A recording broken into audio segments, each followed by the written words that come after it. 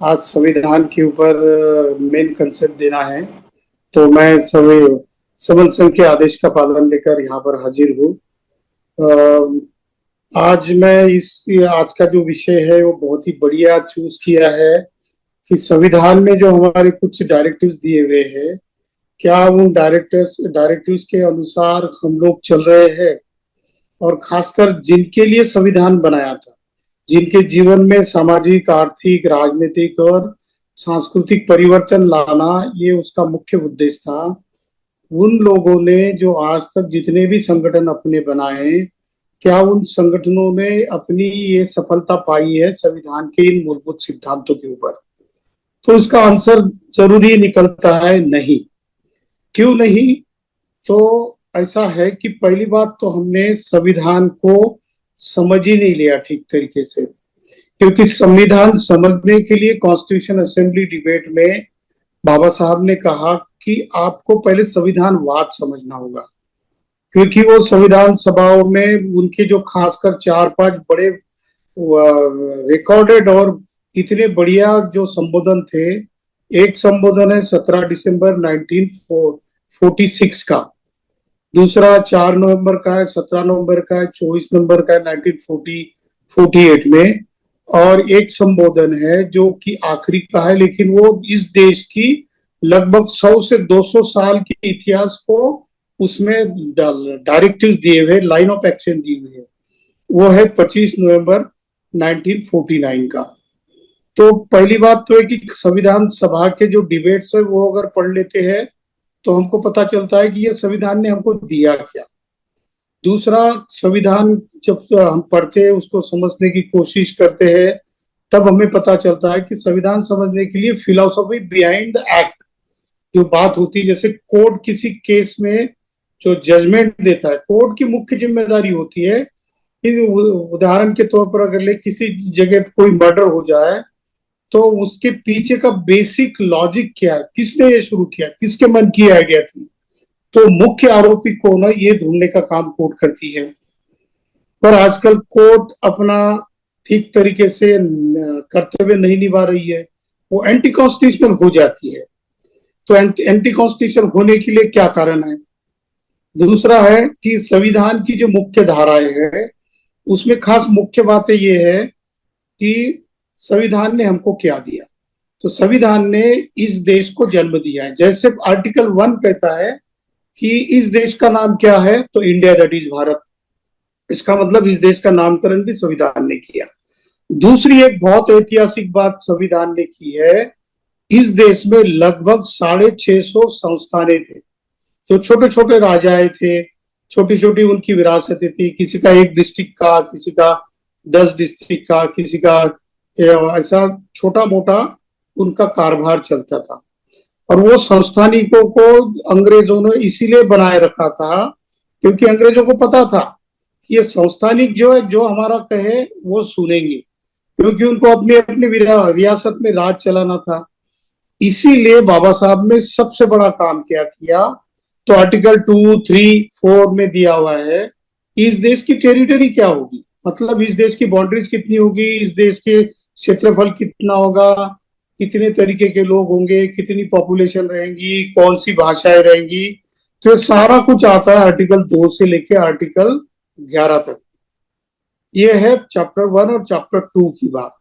तो चैप्टर 1 और 2 में हमको क्या मिला है, तो लगभग 650 संस्थानिक थे जो कि स्वतंत्र थे। जब आजादी मिलने का वक्त आया तो इनको पूछा गया, और अंग्रेज नहीं चाहते थे कि सारे के सारे इकट्ठा हो जाए, लेकिन संविधान के एक आर्टिकल ने 650 संस्थानों को इकट्ठा करा दिया। इतनी बड़ी ताकत संविधान के एक आर्टिकल में है। तो इस देश को जन्म भी दिया, इस देश का नामकरण भी किया, इस देश के अलग अलग टूटे हुए संस्थानिक थे उनको इकट्ठा कर लिया, और अलग अलग राज्य थे, अलग अलग भाषाएं, उनकी अलग अलग संस्कृति। उससे भी ऊपर का प्रॉब्लम है जातियां, क्योंकि हमारे यहाँ लगभग 25 जनवरी 1950 तक किसी और का शासन चलता था। बाबा साहब कहते हैं कि भले ही हम राजनीतिक तौर पर आज इकट्ठा हुए 25 नवंबर 1949 को, लेकिन क्या हम सामाजिक दृष्टि से आजाद है? क्या हम सामाजिक दृष्टि से आज भी कह सकते हैं कि हाँ, मैं एक नॉर्मल सिटीजन करके मेरे सारे अधिकार उपभोग कर सकता हूं? तो उसका आंसर वो कहते हैं नहीं है।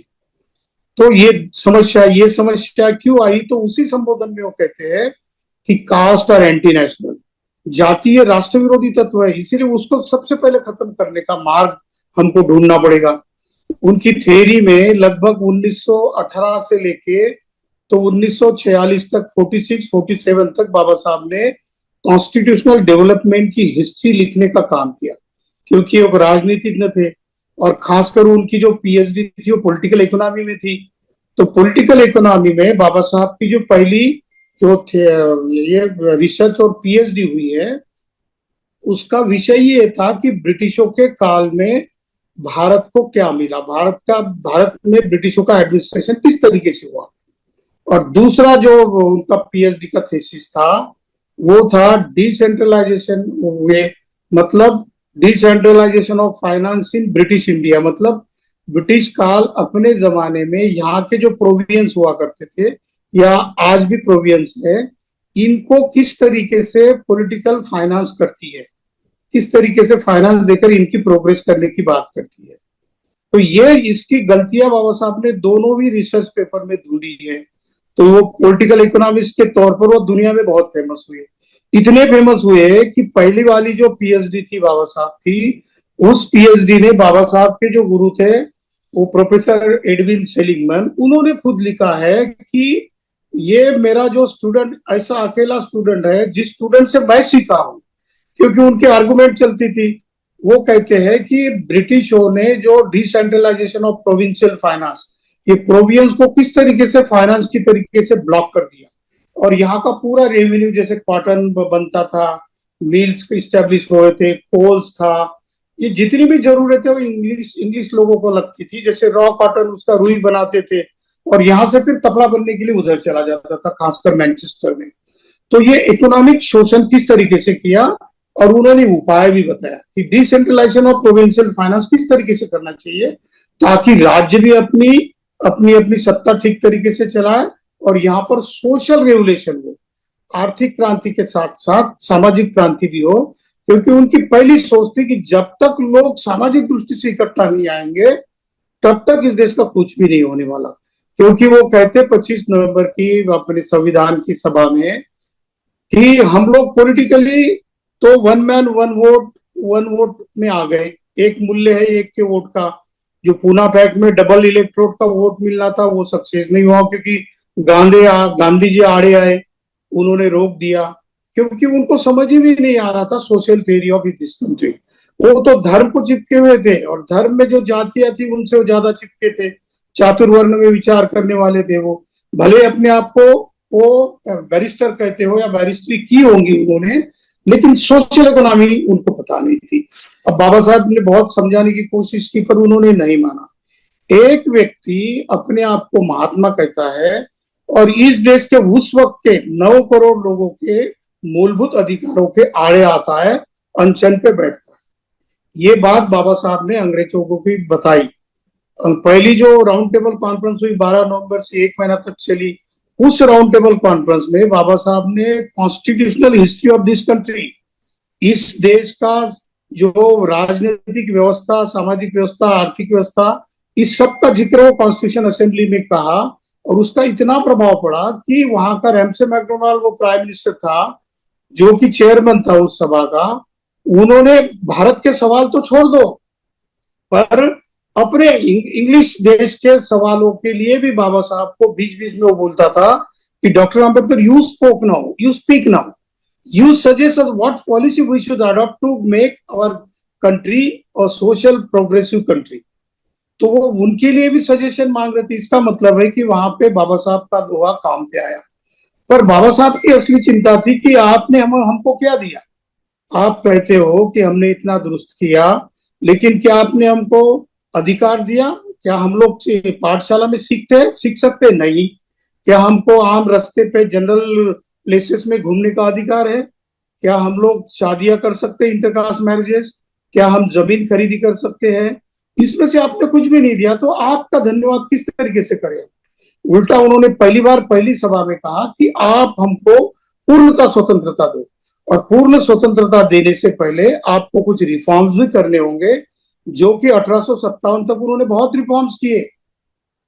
अंग्रेजों ने 1773 को या 1776 को एक नंद कुमार नाम के ब्राह्मण को बलात्कार का आरोपी करके पहली बार सजा हुई, उसको फांसी की सजा दिलाई।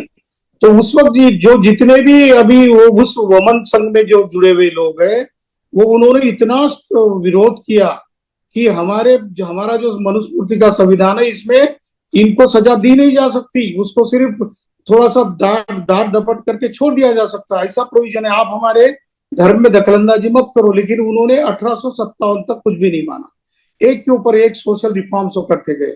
सती का एक्ट बना, जो पार्लियामेंट में एजुकेशन का एक्ट मिला। 1896 में ओबीसी लोगों को जमीन खरीदने का अधिकार भी दिया था एक गवर्नर जनरल ने, और अछूतों को भी सीखने के लिए 1827 में कानून बना था। लेकिन उसका इम्प्लीमेंट कौन करता, क्योंकि ऊपर वाले तो तैयार नहीं थे। वो अपनी कॉन्स्टिट्यूशनल जो हिस्ट्री है उसको दबाना चाहते थे बहुजनों के हितों के खिलाफ होने के लिए। तो ये इतना सारा अंग्रेजों ने कर दिया था, लेकिन फिर भी बाबा साहब ने कहा हमको जो मूलभूत अधिकार है वो नहीं मिल पाए, तो उसके लिए क्या करना है। तो कॉन्स्टिट्यूशनल हिस्ट्री में बाबा साहब का योगदान साउथ बोरो कमीशन से 1919 से लेकर 1924 में जो हिल्टन यंग कमीशन आया, रॉयल कमीशन बोलते उसको, फिर बाद में वेबर कमीशन आया, खासकर ये दोनों कमीशन इकोनॉमिक डेवलपमेंट के लिए थे। फिर 1927-28 में जो एक दूसरा कमीशन आया था, वो कमीशन ने एक अधिकार बाबा साहब के कहने से दिया, साइमन कमीशन था। वो साइमन कमीशन ने इतना अधिकार दिया कि आप लोगों को अधिकार दिए जाएंगे, लेकिन आपका कॉन्स्टिट्यूशनल हिस्ट्री और कॉन्स्टिट्यूशनल इतिहास बताओ। तो बाबा साहब ने राउंड टेबल कॉन्फ्रेंस की फर्स्ट, सेकंड और थर्ड इसमें पूरा का पूरा चिट्ठा दिया, पूरा डिस्कशन किया, उसके आधार पर 1935 का एक्ट बन गया। उनके मन में 1920 में जब वो सोचते थे तब 1947 का वो सोचते थे, इतनी दूरदृष्टि उनमें थी। और उनके बारे में संविधान सभा में लोगों ने कहा कि जो इस तरीके का संविधान है, जो एक मुस्लिम व्यक्ति था जो कि संविधान सभा का मेंबर था, वो बाबा साहब को बहुत विरोध करता था, क्योंकि पता नहीं उसके मन में क्या था, पर वो विरोध करता था। लेकिन जब 25 नवंबर को बोलने की बात आई तो उसने कहा कि मेरे मन में बहुत सारे डाउट्स थे, लेकिन संविधान जिस तरीके से डॉक्टर बाबा साहब अम्बेडकर ने बनाया वो काबिले तारीफ है। तो इसके ऊपर अभी एक नई रिसर्च हो चुकी हुई किताब आई है, वो किताब का नाम है अम्बेडकर्स प्रीएम्बल। तो ये वाली किताब आपको दिखती होगी शायद। तो ये किताब जो लिखी है आकाश सिंह राठौड़ ने, इन्होंने लगभग जेएनयू में, उसके बाद रेट्यूब्स university of Pennsylvania, Toronto university, Humboldt university, Berlin university, ये सारे 5-6 यूनिवर्सिटी में पढ़ा है। और उन्होंने बाबा साहब के ऊपर एक पहला वॉल्यूम लिखा था, उसमें बाबा साहब का चरित्र बताया। और इसमें तो उन्होंने बाबा साहब के बारे में बहुत ही बढ़िया बात कही। और उसमें वो लिखते हैं कि प्रियम्बल जो है संविधान का, वो संविधान का प्रियम्बल यूपीएससी में ऐसा बताया जाता है कि ये नेहरू ने लिखा हुआ है। अभी भी यूपीएससी के सिलेबस में वैसा है, पर उन्होंने रिसर्च करके बताया कि ये संविधान ना तो नेहरू का है ना तो बीएन राव का है, ये सारा का सारा प्रियम्बल है, वो डॉक्टर बाबा साहब अम्बेडकर की विचारों की उपज है। और इस संविधान के प्रियम्बल को अगर ये देश ठीक तरीके से चलाएगा तो ये सभी लोगों को, खासकर जो वंचित घटक है हमारे जैसे एससी, एसटी, ओबीसी और रिलीजियस माइनॉरिटीज है, उनको पूरा अधिकार मिल सकता है विद इन 10 ईयर्स अगर इम्प्लीमेंटेशन हुआ तो ये बात उन्होंने कही। इसके ऊपर बहुत सारे फिलोसोफर लोगों ने भी अपना कमेंट किया इस किताब के बारे में। उसमें जस्टिस केजी बालाकृष्णन कहते हैं कि the book captures the immense vision and contribution of doctor Ambedkar to the legal and social framework of our republic. हमारी जो रिपब्लिक है, उस रिपब्लिक का जो विजन है इतना बड़ा उन्होंने कर दिया है, और उन्होंने लीगल और सोशल फ्रेमवर्क पूरा दे दिया है कॉन्स्टिट्यूशन में। तो ये कहते हैं कि कहां पर दिया है, तो फंडामेंटल राइट्स में चैप्टर 3 में आर्टिकल 12 से आर्टिकल 35 में, और चैप्टर 4 में आर्टिकल 35 से आर्टिकल 51 में। तो ये सारा कुछ दिया है। इसमें directive principle of state policy भी है, इसके साथ साथ जो फंडामेंटल राइट्स भी दिए हुए। दूसरा एक कांचाइलया शेफर्ड है, उनका कहना है कि this book solve several mysteries about who is responsible for the core philosophy of the living constitution of India. कौन जिम्मेदार है? तो जिम्मेदार एक ही व्यक्ति है जिसने सारी जिम्मेदारी अपने सर पर ली थी और ये संविधान बनाया। एक भिक्खू पारेख करके ब्रिटिश पार्लियामेंट में अपर हाउस के मेंबर है, मेंबर ऑफ पार्लियामेंट है। वो कहते कि very valuable book on Ambedkar seminal contribution. और एक फर्स्ट स्टेप पोस्ट करके एक वहां का अंग्रेजों का ये पेपर है, न्यूज़पेपर है, वो कहता है कि इन्होंने पूरी दुनिया को बिल्कुल अचंभित कर दिया है भारत के संविधान ने, और उसकी सारी देरी डॉक्टर बाबा साहब अम्बेडकर की है। अब सोचो तुम, हम लोग उनको हमारा महान संबंध संगी, महान संबंध बताते हैं, संबंध पुरखा बताते हैं, उन्होंने ये आइडिया उठाई कहां से? तो बहुत सारे लोगों ने कमेंट की, इतने इसमें नहीं जाऊंगा मैं। पर Ambedkar preamble a secret history of the constitution of India, इसमें लिखा है कि 13 दिसंबर 1946 को जो नेहरू ने प्रिएम्बल का कच्चा प्रस्ताव लाया था, 17 दिसंबर का बाबा साहब का जो भाषण हुआ उससे वो पूरा खत्म हो गया। फिर बाद में सिर्फ एक ही व्यक्ति प्रिएम्बल के ऊपर, इस देश के संविधान के ऊपर अथॉरिटी करके बात करता था, वो डॉक्टर बाबा साहब अम्बेडकर थी। 17 नवंबर 1949 को बाबा साहब अम्बेडकर ने जो ड्राफ्टिंग कमेटी का जो प्रोसीडिंग था वो असेंबली डिबेट को बताया, असेंबली को, और उसके बाद उन्होंने 1948 तक बहुत चर्चा चली। और ये 4 नवंबर 1949 को, 17 नवंबर 1949 को, और फिर लगभग 22 नवंबर 1949 को, ऐसा 3 बार रीडिंग हुआ। तो इसमें जो प्रिएम्बल लिखा था, वो प्रिएम्बल में बाबा साहब ने 6 फरवरी 1949 को जो अंतिम जो कॉन्स्टिट्यूशन का जो प्रिएम्बल बनाया, वही प्रिएम्बल पूरा का पूरा अडॉप्ट कर लिया गया। और उसमें 2 बातें होगी कि BN राव ने जो प्रिएम्बल का ड्राफ्ट बनाया था और नेहरू ने ड्राफ्ट बनाया था, बिल्कुल साइडलाइन कर दिया गया।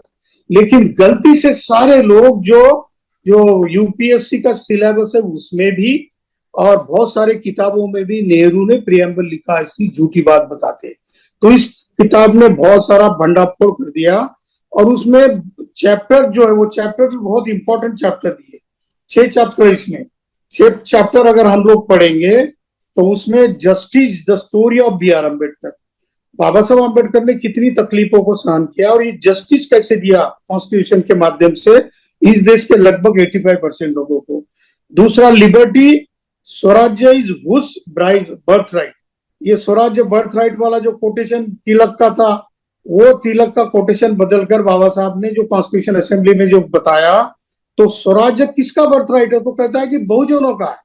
बाबा साहब कहते हैं equality, the constitution as a resolution, equality का रेजोल्यूशन बाबा साहब ने लाया। फैटर्निटी का जो है, affection for everyone, hatred for none, ये कहां से लिया बाबा साहब ने? तो बाबा साहब ने धम्मपद की 5वीं गाथा है, जो यमक वग्गों में पहला ही चैप्टर है, उसकी गाथा है, नहीं वेरे न वेरानी सम्मति तो कुदाचनंग अवेरे न चा सम्मति एस धम्मो सनातनो। वैर से वैर नहीं मिटता, अवैर से यानी मैत्री से ही वो मिटता है, और ये संसार का सनातन नियम है। तो ये सनातन धर्म वही है, तथागत ने जो दिया वो सबलों का है।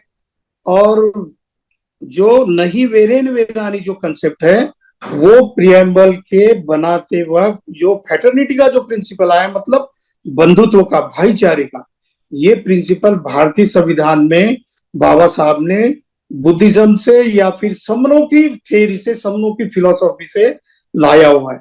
तो फैटर्निटी के साथ साथ उनको मैत्री को भी जोड़ना था।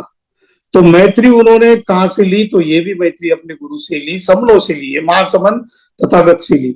ये 1936 का उनका एक है, इमेंसिपेशन व्हाट वे, किस मार्ग से हमको मुक्ति मिलने वाली है। ये जो बाबा साहब का व्याख्यान है, बहुत रिवोल्यूशनरी व्याख्यान है। वो संविधान का बेस वहां पर है 1936 के उनके व्याख्यान में। तो महापरिनिब्बाण सूत्र में तथागत बुद्ध और आनंद का जो डायलॉग हुआ है, वो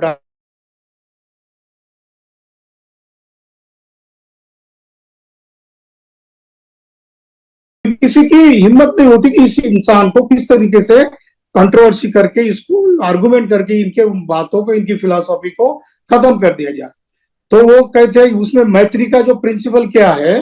तो आनंद पूछते हैं तथागत को, तथागत आप हर वक्त मैत्री की बात करते हो, क्योंकि आप बोलते हो कि स्वतंत्रता जो है आम आदमी को कहाँ मिलेगी, वो स्वतंत्रता कहाँ मिलेगी, उनको समता का अधिकार कहाँ मिलेगा, ये बंधुत्व यानी फ्रेटर्निटी कहाँ मिलेगा, और ये न्याय किस कहाँ से मिलेगा। तो बुद्ध ने कहा कि और आनंद कहते हैं कि तथागत आप हर दिन मैत्री के ऊपर बोलते रहते हो, क्या ऐसा समझा जाए कि मैत्री आधा धम्म है। तो तथागत कहते हैं कि आनंद ऐसा मत कहो, मैत्री ये पूर्ण धम्म है, क्योंकि मैत्री के ऊपर ही आधारित है कि फ्रेटर्निटी समाज में आई है या नहीं आई। तो बाबा साहब ने जो बंधुत्व का जिक्र किया था, ये पांचों छह के छह चैप्टर जो है बाबा साहब ने संविधान के प्रियम्बल में डाले हैं, इसी के ऊपर घूमता है पूरा संविधान। कौन से? तो पहला जस्टिस है, दूसरा लिबर्टी है, तीसरा इक्वालिटी है, चौथा फ्रेटर्निटी है, पांचवा डिग्निटी है, और छठा नेशन है। तो उनका जो आर्गुमेंट जो था, वो जो संवाद बीच में चला तथागत बुद्ध का और आनंद का, उस संवाद के ऊपर आधारित ये नहीं वेरे वेरानी और ये फ्रेटर्निटी का प्रिंसिपल बाबा साहब ने इस देश के बेस में डाल दिया है। इसीलिए हमको फिलोसॉफी बिहाइंड द कॉन्स्टिट्यूशन देखनी जरूरी है कि इस देश के संविधान बनाने के पीछे कौन सी आइडियोलॉजी है, कॉन्स्टिट्यूशनलिज्म क्या है, संविधानवाद क्या है। ये ना तो सुप्रीम कोर्ट पढ़ता है, ना इस देश का कोई नीचे वाला कोर्ट पढ़ता है, ना ही जो मेंबर ऑफ पार्लियामेंट चुन कर जाते वो पढ़ते हैं। वो सिर्फ अपने हित की बात पढ़ते हैं, और जितनी हित की बात है वही इंप्लीमेंट करते हैं, क्योंकि उनके पास 51% का बहुमत रहता है। तो बाबा साहब कहते हैं कि 51% का बहुमत होने के बाद भी जब तक आप इकट्ठा होकर नहीं आओगे, बहुजनों को कहते हैं, तब तक आपका इम्प्लीमेंटेशन नहीं होने वाला, आपके अधिकार नहीं मिलने वाले। जैसा कि परियार सर ने अभी कहा कि हमारे पूरे 543 लोग 543 मेंबर ऑफ पार्लियामेंट आएंगे, फिर भी हम न्याय नहीं दे पाएंगे। क्यों? क्योंकि वो पुना पैट के स्टैंप से आए हुए मेंबर ऑफ पार्लियामेंट होंगे, उनको संविधानवाद पता ही नहीं है। अच्छा, ये संविधानवाद उन लोगों को पता ही नहीं रहा तो ठीक है, जो वमन है, पर हमको पता होना ये हमारी पहली जिम्मेदारी थी। पर इसके लिए क्या करना चाहिए था? तो बाबा साहब ने 1924 से लगातार बार बार कहा है कि आपको संगठित होना पड़ेगा, इकट्ठा आना पड़ेगा। और फिर जाके 1956 में 1956 में उन्होंने जो संघ था समूह का, उस संघ को उजागर कर दिया और उसको बताया कि ये कल्चरल और सोशल रेवोल्यूशन है, और कल्चरल सोशल रेवोल्यूशन की नींव मैंने संविधान में डाली है। इसीलिए उन्होंने कहा कि constitution of India echoing Buddhism. जो समन थे हमारे महासमन तथागत थे, उन्होंने शाक्य संघ, कोलीय संघ, वज्जियों का संघ, इन संघों में जो इकट्ठा आने की जो बात थी, उसको इतना अच्छी तरीके से फाइन ट्यून किया तथागत ने, उसको कल्चर और सोशल रेवोल्यूशन में कन्वर्ट कर दिया। और इसका परिणाम हुआ कि 200 साल बाद, लगभग 23 सेंचुरी के पहले, सम्राट अशोक का शासन यही मानवता का शासन था।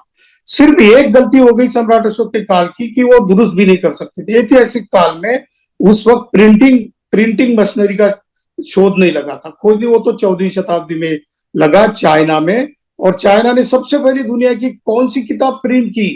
तो धम्मपद है। कितने लोगों को पता है?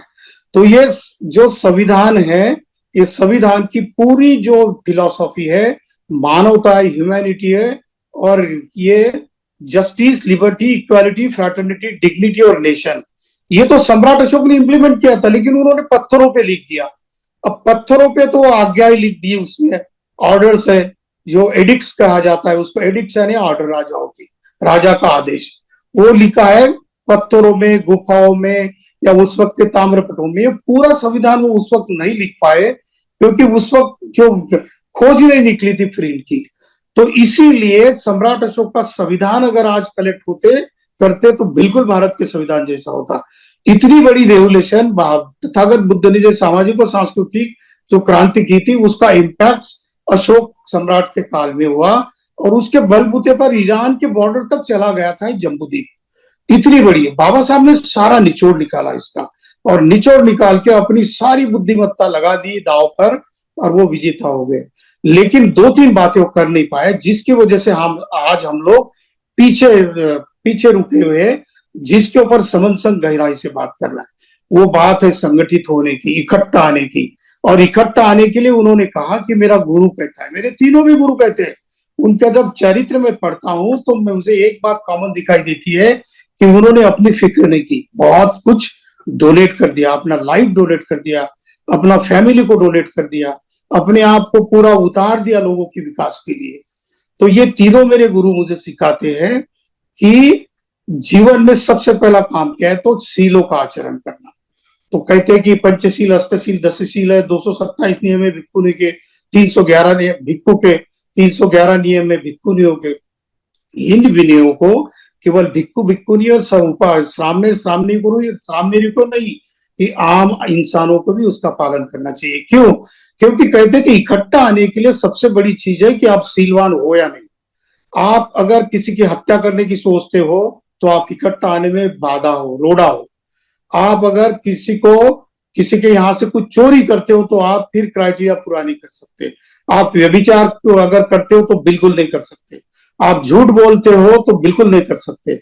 और आप सूरा यानी जो शराब की तरह के पदार्थ भी नहीं ले सकते, जिससे आप नशीली पदार्थों से अपने आप को बर्बाद कर देते हो। एक इतिहास में एक ये भी बात कही उन्होंने, जो कि कास्ट इन इंडिया में आई है और द अनटचेबल्स और हुएर शुद्रास में आई है। ये सूर और असुर का खोज भी बाबा साहब ने की है। हमको असुर कहा जाता है, और सूर कौन लोग है, तो वमन लोग है। तो सूर का अर्थ क्या है पता है? सूर यानी जो सूरा पीने वाले लोग हैं। सूरा मेरे मच्छ प्रमाद, मतलब वो प्रमाद करने वाले लोग हैं। हम तो उससे वेरम नहीं, उससे अलग निकलने वाले लोग हैं। तो जो सूरा पीने वाले लोग हैं, देखेंगे तो आप वो 33 करोड़ में से जितने भी भगवान इन्होंने बनाए हैं ना, तो इनमें एक बात कॉमन मिलेगी आपको, ये सूरा पीने वाले हैं। और ये सूरा पीने की तारीफ भी करते हैं। आप कोई भी भगवान को ले लो, और सारे भगवानों ने सूरा पी है। तो असुर किसको बोला है, असुर किसको कहा जाता है? जो सूरा का सेवन नहीं करते वो लोग असुर हमको बताया। जितने भी हमारे अच्छे गुण थे, उन अच्छे गुणों को इन्होंने गाली के रूप में, बुराई के रूप में प्रचारित किया है। तथागत बुद्ध के नाम को, बुद्ध यानी जागरूक व्यक्ति, उसको भी बुद्धू बना दिया, यानी इतना मूर्खता के ऊपर लाकर खड़ा कर दिया। ऐसे कई अर्थ है। तो ये सारी बातों को ओवरटेक करके बाबा साहब ने वो इस किताब में लिखा है कि कौन सी 6 बिल्कुल गोल्डन, हमारे जैसे गोल्डन रूल है ना, वैसी बाबा साहब ने गोल्डन जो नियम दिए कॉन्स्टिट्यूशन में। इसलिए उनका योगदान प्रियम्बल में तो है ही 6, लेकिन कॉन्स्टिट्यूशन में भी। तो है जस्टिस का सिद्धांत जितना यूएस में और यूके में भी उनके संविधान में नहीं, उससे ज्यादा हमारे इसमें। सारी दुनिया जस्टिस के ऊपर जब भी सोचती है तो भारत के संविधान के पन्ने और कॉन्स्टिट्यूशन असेंबली, सारे even federal court of America भी हमारा संविधान और वो कॉन्स्टिट्यूशन असेंबली डिबेट को रेफर करती है। 2002 का जॉर्ज बुश का जो इलेक्शन हुआ था, उसमें भी उन्होंने केस में जब हार गए थे 51% नहीं आने की वजह से, तो उसमें भी भारतीय संविधान का रेफरेंस लिया गया और फेडरल कोर्ट ऑफ अमेरिका में जजमेंट दिया कि भारत के संविधान के कॉन्स्टिट्यूशन असेंबली डिबेट से हम लोग ये जजमेंट दे रहे हैं। इतनी बड़ी बात जस्टिस की। लिबर्टी तो बाबा साहब के लिए बहुत जरूरी थी, क्योंकि जब तक हम लिबर्टी नहीं मिलेगी तब तक इक्वालिटी नहीं आती। और इक्वालिटी लाना ये हमारे लिए जान जैसा है। जैसे कि हमारे जीवन में जान है, जब तक जीव है तब तक हम जीवित रहते हैं। जिस वक्त ये जीवन चला जाता है, होलिशन बोलते हैं उसको पाली में, तो उसका अर्थ है कि चेतना जब निकल चली जाती है तो हम जीवन से छोड़ के हम पार्थिव बन जाते हैं, मर जाते हैं। तो ये जो होलिशन जैसा इक्वालिटी को बाबा साहब ने कहा, ये तो तुम्हारी चेतना का पहला चिन्ह है। जब तक आपको समता नहीं मिलेगी, आप चेतना मिलेगी नहीं, आपको गुलामी में बार बार रखा जाएगा। और लिबर्टी के ऊपर सबसे ज्यादा अटैक होता है जब से संविधान लागू हुआ। जिनको संविधान पसंद नहीं है, और पसंद इसीलिए नहीं कि ये किसी नीचे वाले इंसान ने लिखा है, चाहे उनका भी अधिकार उसमें वायलेट होता हो, लेकिन वो पसंद नहीं, इतना हेट करते। राग और द्वेष, मोह, लोभ से वो ग्रसित लोग हैं जो भारत के संविधान को मानते नहीं है। तो इक्वालिटी के बाद फ्रैटर्निटी की बात कही है, तो फ्रैटर्निटी आती कहां से? तो कहते हैं जब तक आपके मन में मैत्री का भाव नहीं आता तब तक बंधुत्व इमर्ज नहीं हो सकता, और बंधुत्व जब तक नहीं आएगा तब तक तो इक्वालिटी नहीं आ सकती। क्योंकि आप कितने भी इक्वालिटी, जैसे कि हम आम लोगों के साथ जब मीटिंगें करते हैं, कोई प्रोग्राम होता है, कोई फंक्शन होता है, तो ऊंचे जाति वाले लोग हमसे गले मिलते हैं, बोलते हैं कि आप तो बड़े अच्छे हो। ये सिर्फ मुंह पे कहने वाली बातें होती है, लेकिन दिल से मैत्री नहीं और फ्रैटर्निटी नहीं, बंधुत्व नहीं है। इसीलिए वो हमारे पीठ पीछे फिर हमारी बुराइयां करते रहते हैं। तो ये वाला सीख कहां से आएगा हमको? तो इक्वालिटी और फ्रैटर्निटी से। ये इक्वालिटी और फ्रैटर्निटी कहां से आएगी? इक्वालिटी आर्टिकल 14 में लिखी है इक्वालिटी बिफोर लॉ यानी केवल लॉ से नहीं इक्वालिटी आने वाली, तो ये हमारे न्याय में भी आनी चाहिए कि आज की न्यायिक व्यवस्था में हमको फ्रेटर्निटी से इक्वालिटी का न्याय मिलता है, बिल्कुल नहीं मिलता। तो उसके बाद डिग्निटी का है, तो डिग्निटी के ऊपर जब नेहरू का भाषण हुआ था 14 अगस्त की रात को, तो उन्होंने उसमें कहा कि ये डिग्निटी को हम जागरूक कर रहे हैं, हम लोग 15 अगस्त से एक अलग इंसान बनेंगे, पर उन्होंने डिग्निटी स्वीकार नहीं की थी। किसकी डिग्निटी? तो जो लोग उच्च जातियों के थे उनकी डिग्निटी के सवाल को उठा रहे थे। पर डिग्निटी ये कॉन्स्टिट्यूशन का बेसिक प्रिंसिपल बनाने का काम बाबा साहब ने कहा, तो उसमें कहते हैं डिग्निटी के नॉट ब्रेड बट ऑनर।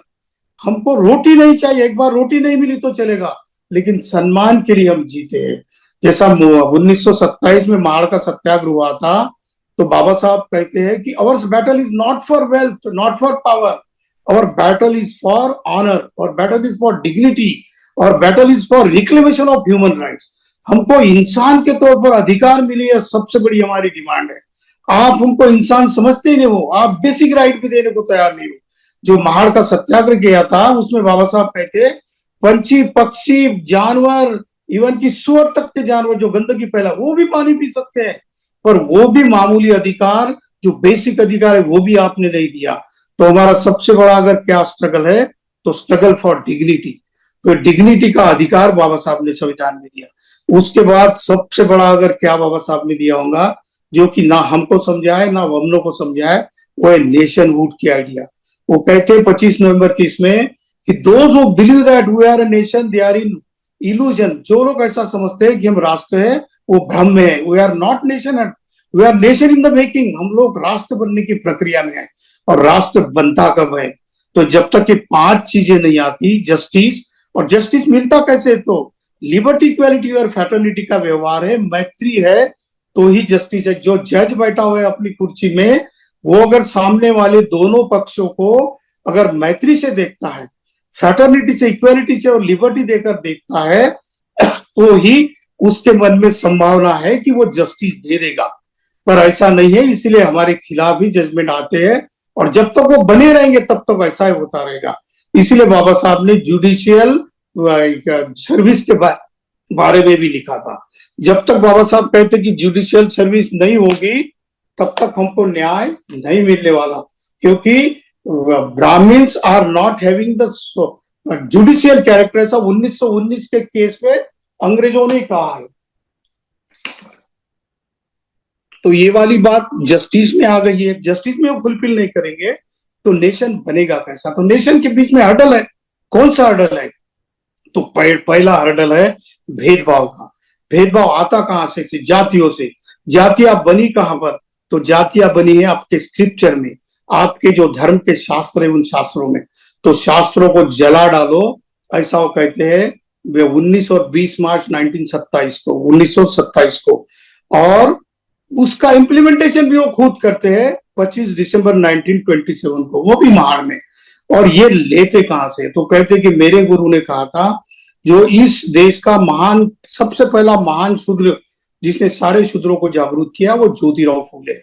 तो ज्योतिराव फूले को किताब अर्पित की और उनका स्टेटमेंट लिया, और उनके स्टेटमेंट को उन्होंने कहा, ज्योतिराव फूले ने कहा था कि शास्त्रों को जलाना चाहिए। तो बाबा साहब ने लगभग 40-50 साल के बाद अपने गुरु का सपना पूरा किया, और वहां पर एक शपथ भी ली कि भले ही मैंने इसको जला दिया हो, लेकिन इस देश का अगला मनुस्मृति का वर्जन है वो मैं लिखूंगा। और उस ड्रीम को भी उन्होंने पूरा किया। 26 जनवरी 1950 से उनका ड्रीम सच में हो गया। अब 2-3 बातें बाबा साहब को और करनी थी जो कि हो नहीं पाई, जो स्टेट्स एंड माइनॉरिटीज ग्रंथ में लिखी थी। वो उनका एक कहना था, क्योंकि उनका भरोसा नहीं था इन लोगों पे, पर अकेले थे, क्या करते, कुछ एडजस्टमेंट भी करने के लिए पड़ी।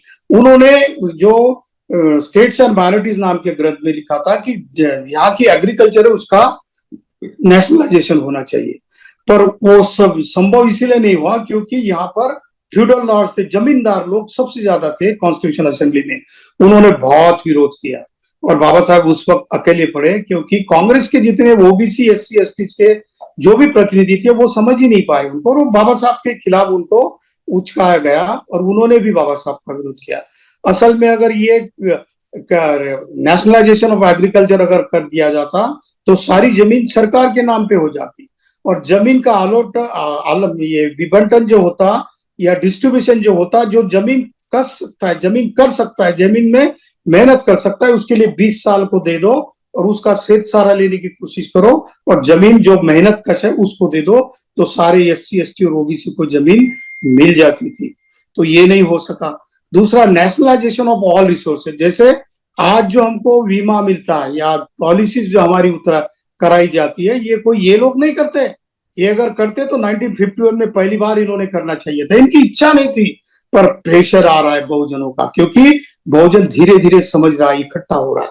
इसलिए हालांकि उन्होंने 1950 में कहा था कि गरीब से गरीब इंसान जो भी सिटीजन है इस देश का, चाहे आज जन्म हुआ बच्चा भी क्यों ना हो, उस बच्चे का उसका जो पूरा हॉस्पिटल का खर्चा है वो नेशन चलाएगा, चाहे वो किसी जाति धर्म का हो।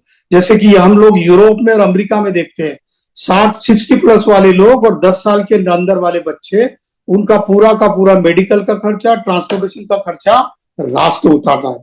ये बात बाबा साहब ने कॉन्स्टिट्यूशन में कही थी। ये किसको पता है कि ये जो स्टेट्स एंड माइनॉरिटीज में कही थी। तीसरी बात उन्होंने कही थी कि ये जो वंचित वर्ग है उनको डबल वोट भी मांगे, पर डबल वोट का वो संभव नहीं हो पाया, क्योंकि यूनाइटेड नेशन में उन्होंने अफर्मेटिव एक्शन की बात लाई थी। तो उनको लगा कि अब मैं संविधान सभा का ड्राफ्टिंग कमेटी का मेंबर बन गया हूं तो मैं ही खुद कर पाऊंगा, लेकिन वो बात नहीं बनी, क्योंकि उसके ऊपर बहुमत नहीं मिल गया।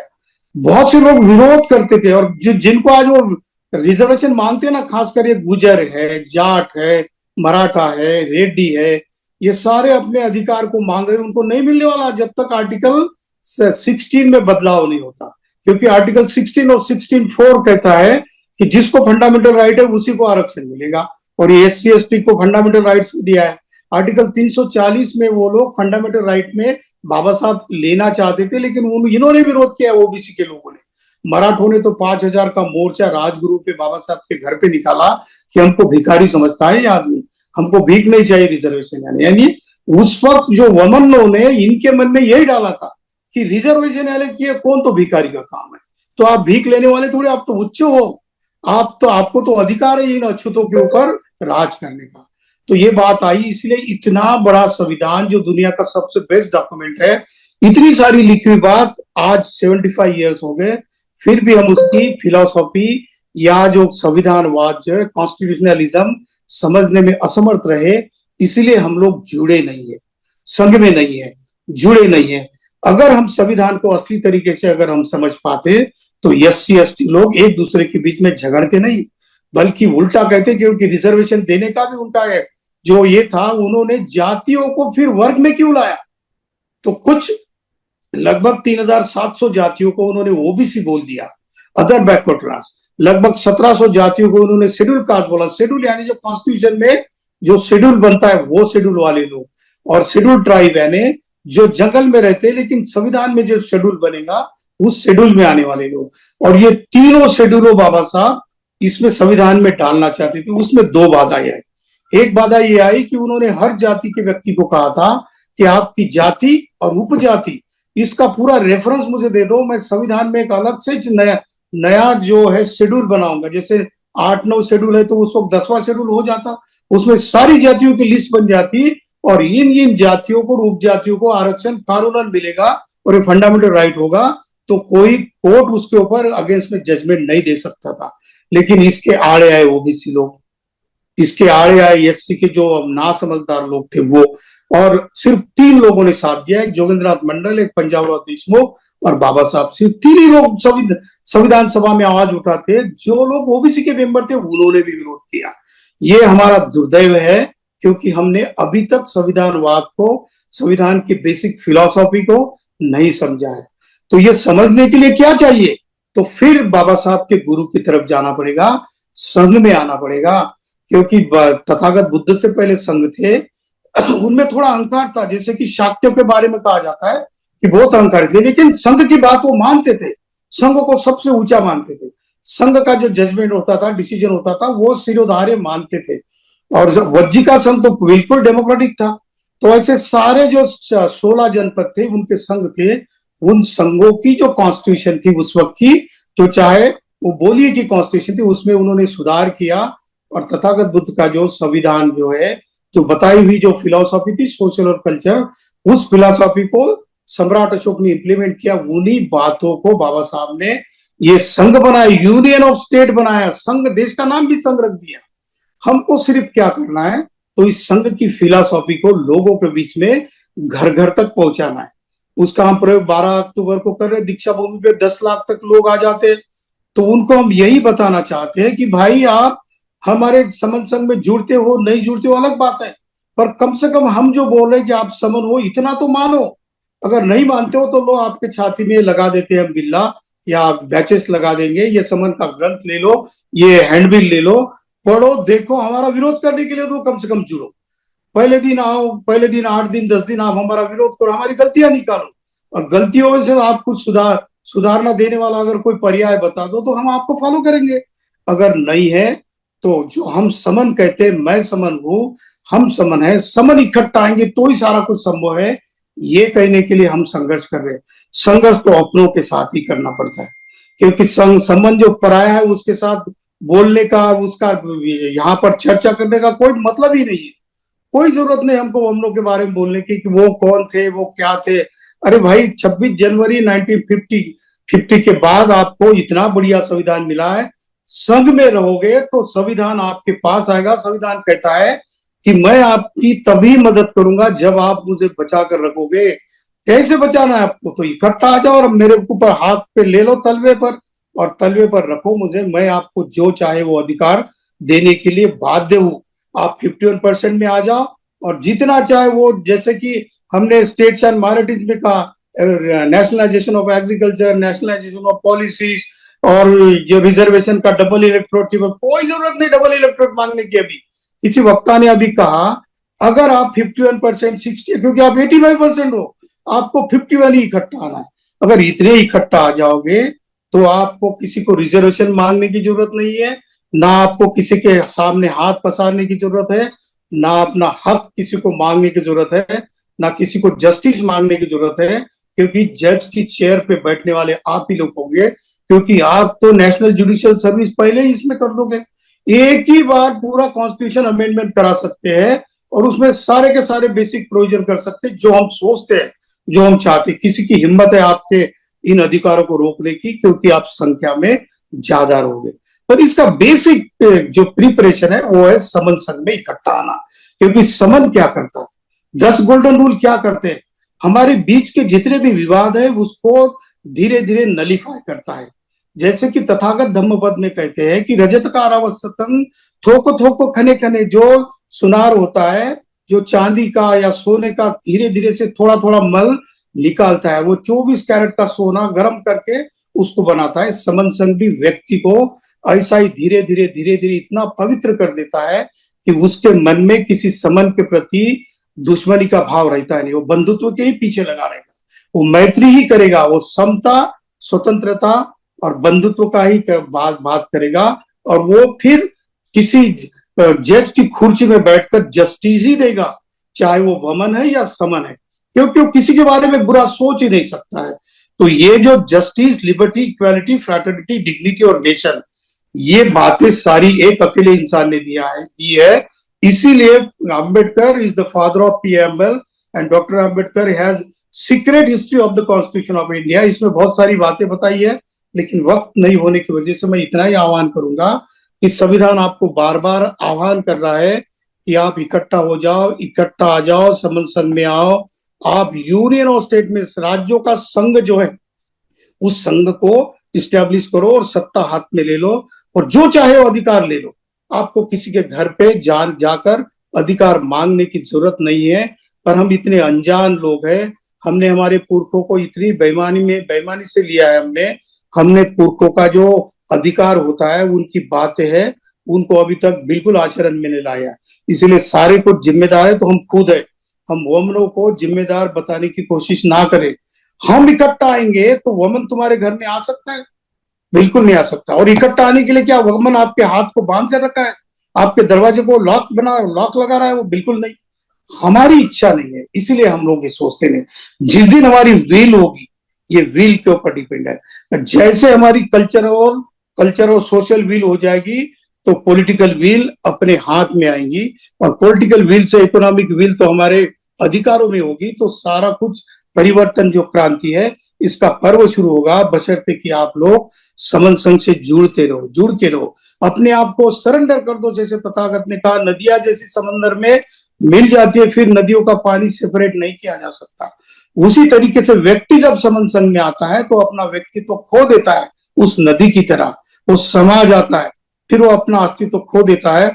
सिर्फ वो जस्टिस की, लिबर्टी, इक्वालिटी की, ह्यूमैनिटी की, जस्टिस की और नेशन की ही बात करता रहेगा। तो इतना सारा खजाना आपको समन संघ में मिल रहा है, फिर भी आप समन संघ के बारे में अगर नहीं सोचते हो तो आप इंसान हो या नहीं हो, इसके ऊपर मुझे डाउट होगा। जो भी कोई व्यक्ति है, इतनी सी बात मुझे कहनी थी। अगर मेरी बातों में कुछ अगर गलत हुआ हो, किसी का मन, किसी को आग पहुंची हो या किसी को बुरा लगा हो, तो समन संघ मुझे माफ करे। संगेयो खलितो दोषो संगो खमतु तम्मम।